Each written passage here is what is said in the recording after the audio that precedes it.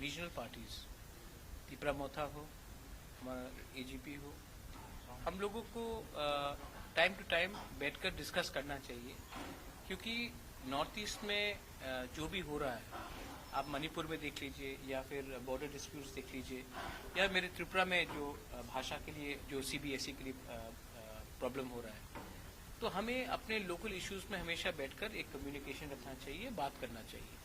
तो ये मीटिंग आज था क्योंकि हम इलेक्शन के टाइम लुरिन आया था हमारे लिए कैंपेन करने के लिए, और यू ऑल नो दैट हम लोग ने फर्स्ट टाइम अपने फर्स्ट इलेक्शन में 13 सीट जीत के हम लोग आए हैं। तो मैं भी इनका धन्यवाद करना चाहता था। आज कॉटन कॉलेज में प्रोग्राम भी था, तो उसके बाद हम लोग मिले हैं और हम लोग ने वेरियस बात में डिस्कशन किया है कि कैसे इंडिजिनस लोगों को नॉर्थ ईस्ट में प्रोटेक्ट किया जाए, और हमारा कॉन्स्टिट्यूशनल राइट्स, हम जो गवर्नमेंट ऑफ इंडिया जो कमिटमेंट्स दिया था, जैसे कि क्लॉज 6 आसाम में हो, हमारे त्रिपुरा में हमारा लैंड राइट्स, इकोनॉमिक राइट्स, तो उसके बारे में हम लोग ने बात किया और अच्छे तरीके से बात हुआ, पॉजिटिव बात हुआ। 2024 बहुत लंबा टाइम है, उसके पहले और बहुत जगह में इलेक्शन है, मिजोरम में भी इलेक्शन है, छत्तीसगढ़ में है, मध्य प्रदेश में है, राजस्थान में है, और जहां रहा मेरा बात, मैंने पहले से बहुत क्लियर रखा है कि मैं अपने इंडिजिनस लोगों के लिए फाइट कर रहा हूं, और जब तक हमारे इंडिजिनस लोगों को हमारा जो डिमांड है ग्रेटर त्रिपुरा लैंड का, कॉन्स्टिट्यूशनल सोल्यूशन का नहीं मिलेगा, तब तक हम लोग अपना इंडिपेंडेंट लाइन लेकर रहेंगे।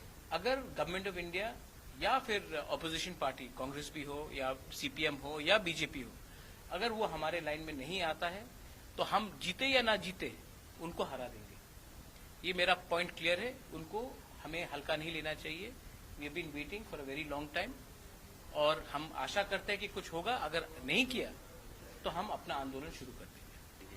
वो उनका व्यू है कि नॉर्थ ईस्ट के लोग उनके साथ हैं, वो उनका व्यू है कि नॉर्थ ईस्ट के लोग उनके साथ हैं। मुझे लगता है कि मेघालय में सिर्फ 2 सीट मिला बीजेपी को, दो मिला। त्रिपुरा में उनका सीट घट गया।